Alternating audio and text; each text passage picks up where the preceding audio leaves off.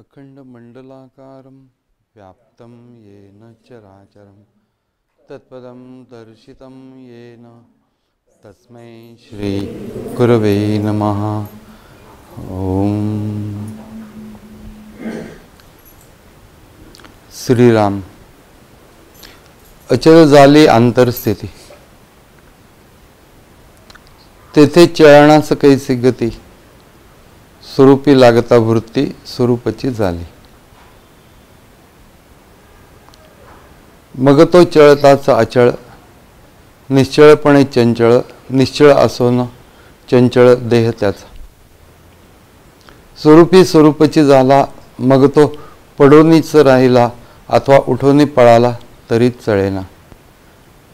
येणे कारण अंतरस्थिती, अंतरीच पाहिजे निवृत्ती, अंतर लागले भगवंती तोची साधू। दासबोध 8वा दशक 9वा समास।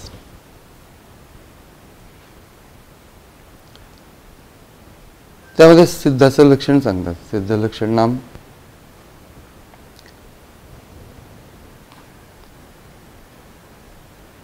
एक लक्षण सांगितलं की बाह्य साधकाचे परी आणि स्वरूपाकारांतरी सिद्ध लक्षणे चतुरी जाणीचे। आत्मस्वरूपाची स्थिती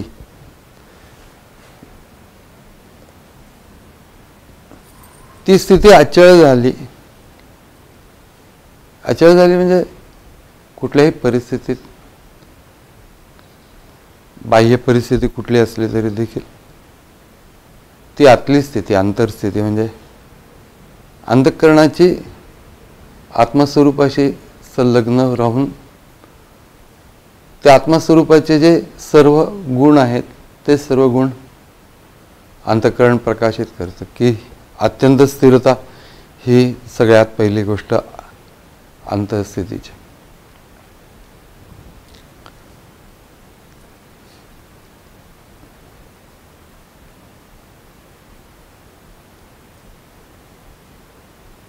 स्वरूपी लागता वृत्ती स्वरूपाची झाली म्हणजे आत्मस्वरूप आहेच आहे चैतन्य। त्याचे जे जे काही वर्णन केलेले आहेत शास्त्रांच्या मध्ये त्यानुसार ती आत्मस्थिती प्राप्त झालेली आहे। अंतःकरण त्याशी युक्त होऊन गेलेलं आहे।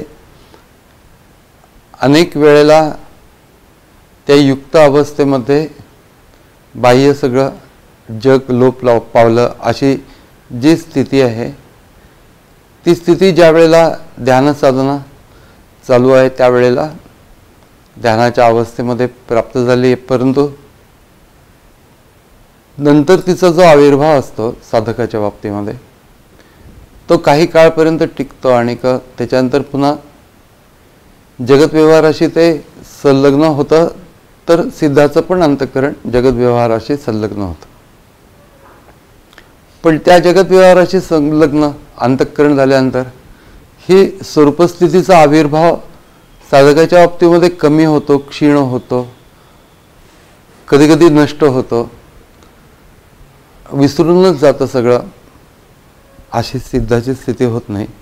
तो आविर्भाव जो आहे अंतःस्थितीचा योगाच्या माध्यमातून प्राप्त झालेला तो काही झालं तरी किंचितही कमी होत नाही, तो ढळत नाही, अतिशय स्थिर अशी स्थिती प्राप्त होते। अचळ झाली अंतःस्थिती, तेथे चळणास कैसी गती, स्वरूपी लागता वृत्ती स्वरूपची झाली। वृत्ती याचा अर्थ अंतःकरण। चित्त ते आत्मस्वरूपाशी संलग्न होऊन गेल्यानंतर ते आता आत्मस्वरूपाशी तदाकार अशी जी अवस्था आहे त्याच अवस्थेमध्ये ध्यानकाल नसताना राहणं। नाही तर नुसतं शांत आहे, स्थिर आहे ही गोष्ट पण अनेक व्यक्तींच्या बाबतीमध्ये शक्य असते। कितीतरी व्यक्ती स्वभावतः स्थिर असतात, शांत असतात, पण ही योगज्ञानात्मक अवस्था त्यांना प्राप्त झालेली नसते। नुसती स्थिरता असते, तो अंतःकरणाचा स्वभाव असतो. पण या ठिकाणी जी वर्णन आहेत ती सगळी सिद्ध पुरुषांची वर्णन आहेत की ज्यांना ही स्थिती ध्यान कालामध्ये प्राप्त झालेली आहे. विचारांनी तदाकारता ही तात्पुरती येते, ती फार काळपर्यंत टिकत नाही. आणि ती टिकण्याच्यासाठी म्हणून पुन्हा पुन्हा विचारांचा एक ओघ सारखा चालत राहायला लागतो अंतःकरणावरती. पुन्हा पुन्हा त्या गोष्टींची आवर्तनं, त्या गोष्टीचं चिंतन असं करत राहण्याची आवश्यकता असते. पण या आत्मस्वरूपाशी तदाकार अवस्था प्राप्त झालेल्या व्यक्तीच्यासाठी म्हणून ते पुन्हा पुन्हा तशा प्रकाराने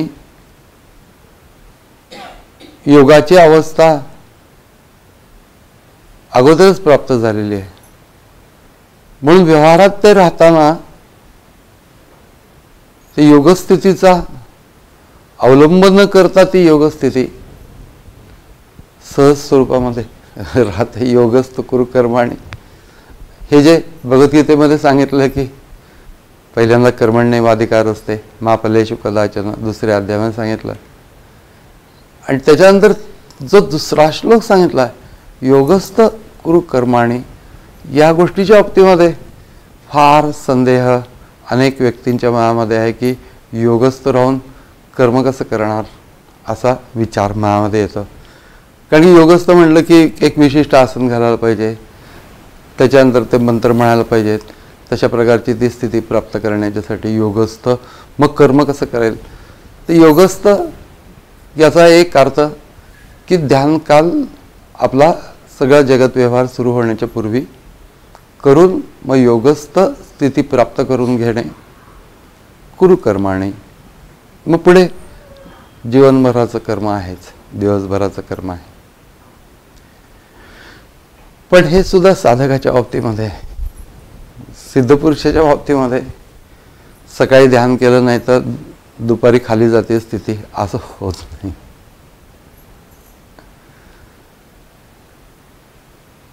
योगस्थितीचा आविर्भाव हा अखंडितपणाने आहे. अशी स्थिती एका विशिष्ट काळानंतर सातत्याने योग साधना करणाऱ्या व्यक्तीला ही गोष्ट प्राप्त होते. मग कर्म चालू असताना देखील चित्त त्या तत्वाशी तदाकार आतमध्ये सहजासहजी, जी मुख्य गोष्ट आहे ध्यानकालामध्ये, स्वस्वरूपाशी चित्ताचं अनुसंधान, त्याच्यानंतर त्याच्याशी ते युक्त होऊन राहणे काही काळपर्यंत तरी, असं जे ध्यानकाळातल्या प्रक्रियेचा भाग आहे त्याच्यामध्ये युक्त होऊन राहणे ही गोष्ट थोडाच वेळपर्यंत साधते. पण तीच मुख्य गोष्ट आहे हे हळूहळू ध्यानात येतं की शब्द, त्याच्यानंतर विशिष्ट प्रकारचं आसन, त्याच्यानंतर एका ठिकाणी लक्ष केंद्रित करणे, त्याच्यासाठी केलेला प्रयत्न, त्याच्यानंतर इतर वृत्ती विचार घालवण्याचा प्रयत्न, त्याच्यानंतर पूर्णपणाने जाणीव शुद्ध स्वरूपामध्ये आणून ठेवणे आणि त्या जाणीवेच्या योगाने चित्त तत्वाशी तदाकार होणे. ही जी प्रक्रिया अचूकपणाने जर का व्यक्ती करेल तर तिला नंतर असं लक्षात येतं की चित्त तत्वाशी तदाकार होणे हा जो अंतिम टप्पा आहे, हाच टप्पा सर्वात महत्त्वाचा आहे. मी अगोदरचे तसे महत्त्वाचे नाहीत अशातला भाग नाही. जिना चढताना पहिली पायरी महत्त्वाची का शेवटची पायरी महत्त्वाची हा प्रश्नच येत नाही. त्याच्यामध्ये सर्वच पायऱ्या महत्त्वाच्या आहेत. पण शेवटी वरती पाय टाकताना ही जी शेवटची स्थिती आहे ही स्थिती सदोदित अंतिम स्थिती आणि त्याच्यावरतीच लक्ष केंद्रित करणे, अशा प्रकारची ज्या वेळेला भूमिका अंतरामध्ये विकसित होते. मग चित्त मंत्र वगैरे घेतं, पण त्या सगळ्या गोष्टी भराभर ओलांडून त्या ज्ञानेश्वर महाराजांनी शब्द वापरलाय झोंबे, तत्वाशी ते झोंबे, म्हणजे असं एकदा उडी घेऊन त्याच्या अंगावरती जाणं. जसं मूल अंगावरती बापाच्या झोंबू नकोस असं म्हणतं, ते एकदम त्याच्या अंगावरती जातं, तसं चित्त त्या स्वरूपाशी झोंबतं. त्या कळायला लागतं की हेच तर महत्वाचं आहे.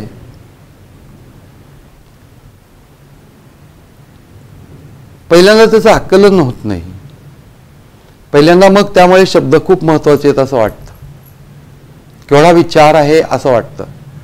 त्या सगळ्या विचारांचं वगैरे सगळ्याचं कौतुक काही काळानंतर नष्ट होतं, कारण की स्थितीलाच महत्व आहे. विचारांच्यानं जी स्थिती सांगितलेली आहे त्या स्थितीला महत्व आहे आणि ती आपल्याला प्राप्त होणं याला महत्व आहे. महात्मे कसे बसतात, त्याच्यानंतर त्यांची स्थिती कशी असते हे वाचताना आपल्याला खूप विशेष वाटत असतं, परंतु त्या सगळ्यामधनं मला काय प्राप्त होईल याच्यावरती लक्ष केंद्रित करून मीच त्या स्थितीवरती जाण्याचा प्रयत्न करतो. महात्मानस्तु माम पार्थ दैवीम प्रकृतीमाश्रिता भजन्त्यनन्य मनसो ज्ञात्वा भूतादिम अव्ययम.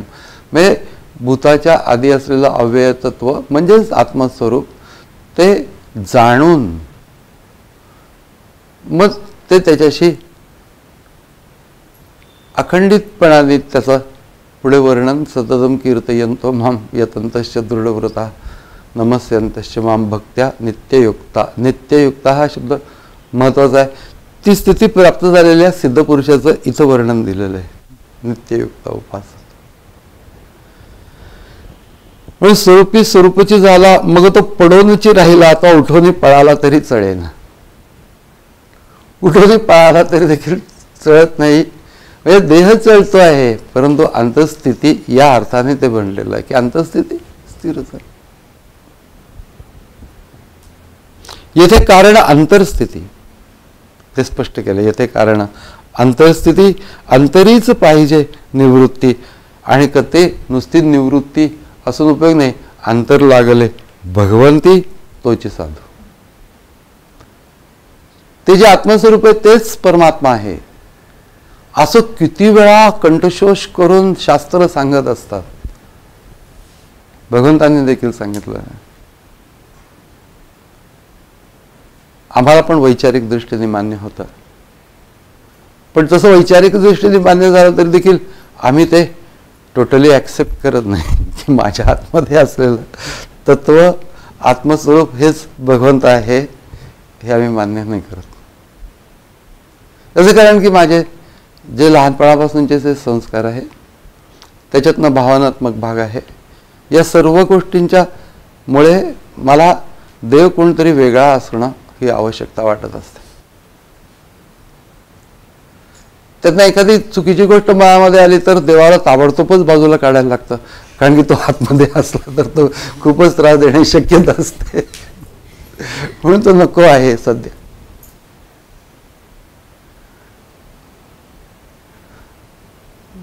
ते माळ घालणारे लोक असतात ना,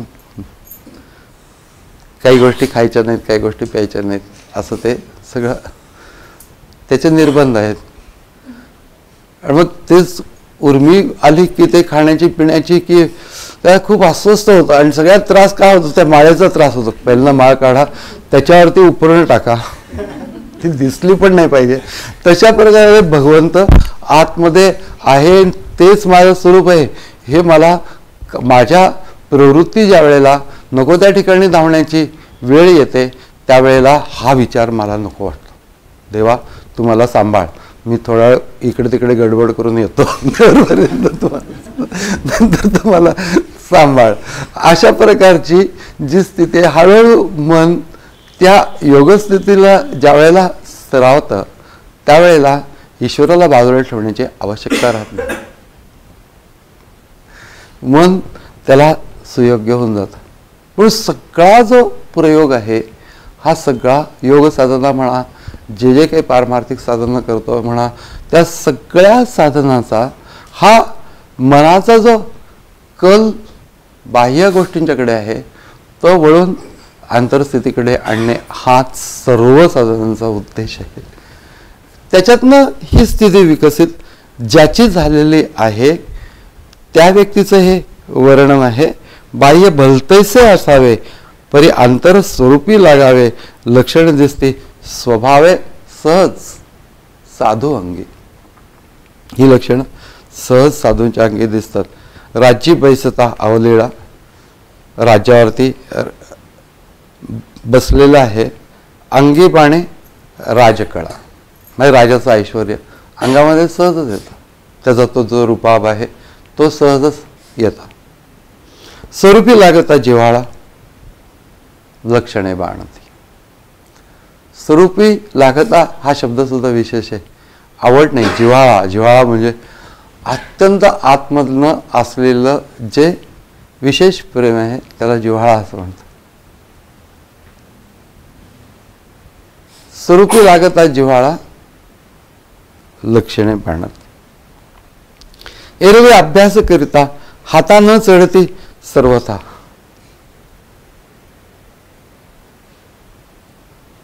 अभ्यास करतो आहे आत्मस्वरूपाचा, वैचारिक अभ्यास करतो आहे, त्याच्यानंतर ध्यानाने ते समजून घेण्याचा प्रयत्न करतोय. हे सगळं करत असताना बसावं कसं, श्वास कसा घ्यावा, ते सगळं अभ्यासच आहे. हा अभ्यासाचा बाह्य भाग आहे. आणि का अंतस्थिती कशी असावी हे चिंतन जाणून त्याच्यानंतर तिकडे लक्ष लावण्याचा प्रयत्न, हा सगळा अभ्यास आहे.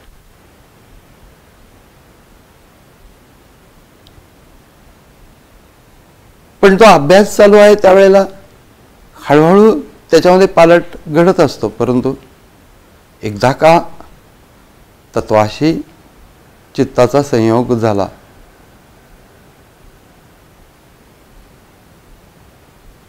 प्रयासाशिवाय सर्व गोष्टी, प्रयास न करता, प्रयत्न न करता त्या सर्व गोष्टी त्याच्यामध्ये येऊन जातात. म्हणून स्वरूपी राहणे, स्वरूपी राहावे, तत्वता स्वरूप होऊ नये. आत्मस्वरूपच मी आहे हे चिंतन आहे.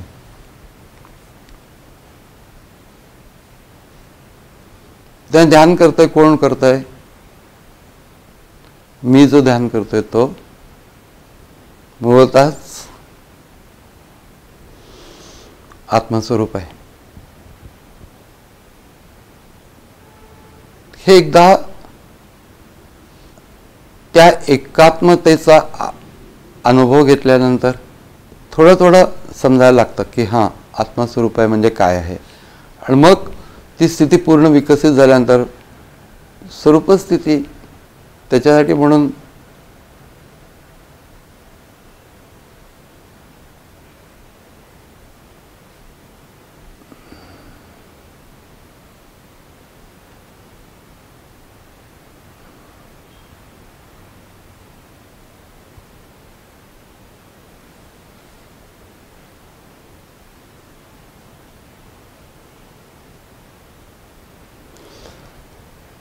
स्वरूपी राहावे, तत्वता स्वरूप होऊ नये.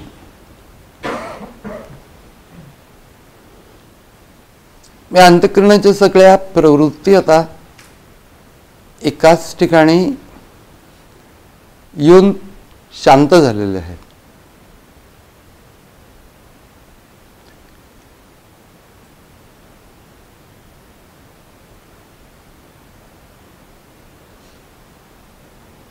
चित्तवृत्ती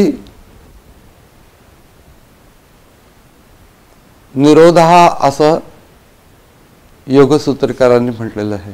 त्या गोष्टी करायच लागतात. चित्तवृत्ती निरोधा ज्या वेळेला उठतात त्यावेळेला. पण चित्ताच्या सर्व वृत्ती म्हणजे चित्ताची आवड, त्या चित्ताची धाव, त्या चित्ताचं मुक्कामाचं ठिकाण, हे सगळं एकच झालेलं आहे की स्वरूप.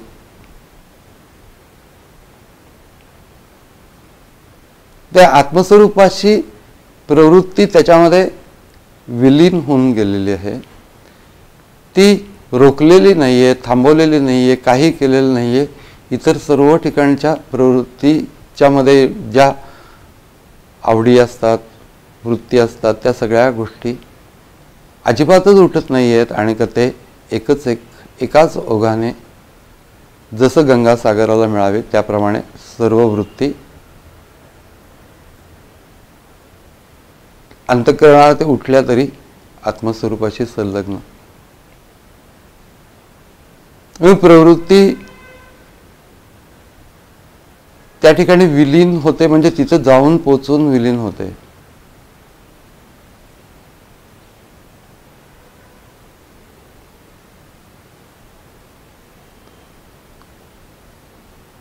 रोखणं वगैरे अशा ज्या गोष्टी आहेत त्या अत्यंत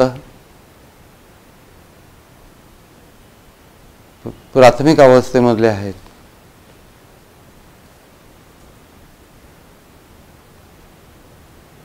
चित्त स्वतःच्या आवडीनीच तत्वाशी संलग्न होऊन राहतं.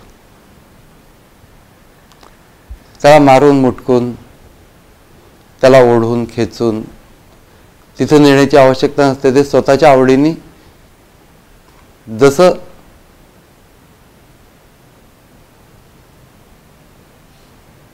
गंगेचा ओघ सागराला जाऊन मिळून तिथंच स्थिर होतं, कारण की त्याला तिथंच जायचं असतं. तशा प्रकाराने एकूणच प्रवृत्तीचा ओघ तत्वामध्ये विलीन होऊन निवृत्त होऊन जातो.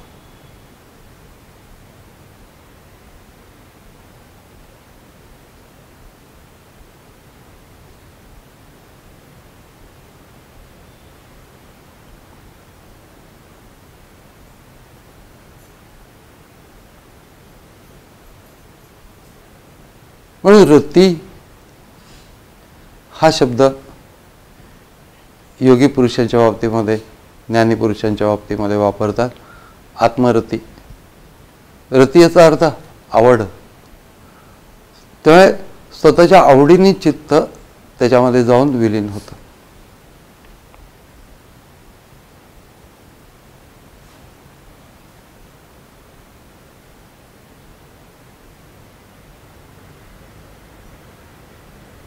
ज्ञानेश्वर महाराजांनी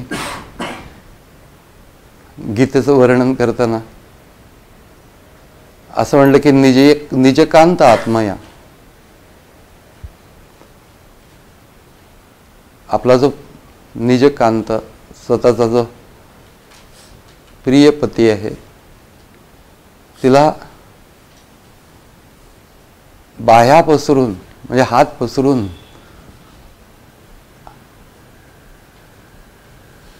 गीता आलिंगन देते. म्हणजे चित्त चैतन्याला भेटतं कसं त्याचं वर्णन आहे ते, की सगळ्या अध्यायामधनं देवाला हे सांगायचं की निजकांत आत्मा, त्याला हे सगळे अध्याय रूपाने म्हणजे 18 हाताने गीता आलिंगन देते आहे. वर्णन करताना सुद्धा ती गोष्ट सांगतात की असं आवडीने भेटणं तत्वाला, कंपल्शन नाही आहे कुठल्याही प्रकारचं, प्रेमच आहे आत्मस्वरूपाशी. चित्ताचं जे प्रेम आहे त्या ठिकाणी एकवटून गेलेलं आहे आणि मग ते चित्त त्याच्याशी जे संलग्न होतं, अशा व्यक्तीच्या बाबतीमध्ये बाह्य काही चाललं असलं तरी ते आत्मस्वरूपाशी संलग्न होऊन राहतं. अभ्यासाचा मुकुटमणी वृत्ती राहावी निर्गुणी, संत संगे निरूपणी स्थिती बाणे. संत संघामध्ये आपण ज्या वेळेला त्यांच्याकडनं ऐकलेलं निरूपण आणि स्वतःच आपल्या मनाला केलेला जो स्वतःच केलेला बोध असतो समजून घेऊन त्याच्यामधनं हळूहळू त्या स्थिती समजायला लागतात आणि त्या स्थिती समजून त्यानंतर काही काळानंतर ती आपल्यामध्ये ती गोष्ट विकसित होते. म्हणून आपण म्हणजे कोण आहोत? आपण म्हणजे अमक्या अमक्या नावाचे, अमक्या अमक्या वंशाचे, अमकं तमकं हे सगळं व्यक्तिमत्व आपण म्हणजे आत्मस्वरूप आहोत या भूमिकेमध्ये येतं. आणि मग आत्मस्वरूपावरती असलेली ती जी व्यक्ती बाह्य जगमनातल्या सर्व गोष्टींमध्ये वावरत असताना, कारण की माणसाला बाह्यता त्या माणसाच्या बाबतीमध्ये कळणार काय? शब्दांनी काहीतरी वर्णन करण्याचा प्रयत्न आहे, पण तो करताना समर्थांनी हे सगळं अंतरस्थितीशी स्वरूपी राहावे, तत्वता स्वरूप होऊन अशा प्रकारच्या शब्दांनी त्याचं वर्णन केलं की आत्मस्वरूपाशी संलग्न चित्त राहिलेलं आहे. अशा स्थितीमध्ये काही केलं तरी आणि काही न केलं तरी आत्मस्वरूपाशी ते संलग्न आहे. बाह्य प्रसंगानुरूप वागणं पण सहजपणाने होतच असतं, पण ते इतकं सहजपणाने होत असतं की काही करत असताना श्वासोश्वास जसा सहजपणाने चालतो तशा प्रकाराने ही बाह्यकर्म इतक्या सहजपणाने, मग ती कुठलीही असली तरी, कुठल्याही स्वरूपाची असली तरी, आत्मस्वरूप संलग्न, आत्मरती यस्यात्मरतिरेव स्यात् आत्मतृप्तश्च मानव आत्मनेवच संतुष्ट तस्य कार्यम न विद्यते. त्याला कर्तव्य कर्म म्हणून काही उरत नाही, कर्म उरत असलं तरी देखील अशी अत्युच्च स्थिती वेगळ्या वेगळ्या प्रकाराने, विशेष करून गीता ज्ञानेश्वरी दासबोध यांच्यामध्ये फार सुंदर रीतीने प्रकट झाली. त्यातला हा भाग आपण ऐकताना अंतःकरण विलक्षण पवित्र होऊन जातं की हां, हाच तर जीवनाचा उद्देश आहे, हे मनाला पटून जातं आणि त्यानुसार आत्मस्वरूपाशी संलग्न होण्याला ते उत्सुक होतं. हाच त्या सर्व ग्रंथांचा प्रेरणात्मक भाग आहे आणि त्यासाठी म्हणून या ग्रंथांना विलक्षण महत्त्व आहे. आपल्या जीवनामध्ये उन्नत स्थिती प्राप्त करून घ्यायची असली तर या ग्रंथांच्या आधाराने आपण ती, जसं कठड्याच्या आधाराने माणूस जिना चढतो, जिना तर पायात चढत असतात परंतु आधार कठड्याचा असतो, तसं प्रकाराने या ग्रंथांचा, विशेष करून या आत्मस्थितीवरती जाण्याच्या प्रेरणेचा साधकाच्या दृष्टीने विलक्षण उपयोग आधार आहे. तो आधार आपण घेत घेत घेत घेत ध्यानस्थिती प्राप्त करून घ्यावी. मस्तकामध्ये लक्ष केंद्रित करणे, शांतपणाने बसणे, स्वशी संबंधित चित्त राहणे. याच्यासाठी म्हणून ज्या ज्या काही आवश्यकता आहेत, सरळ बसणे, श्वासावर लक्ष केंद्रित करणे, मंत्र, आत्मस्वरूप. हरिओम तत्सत.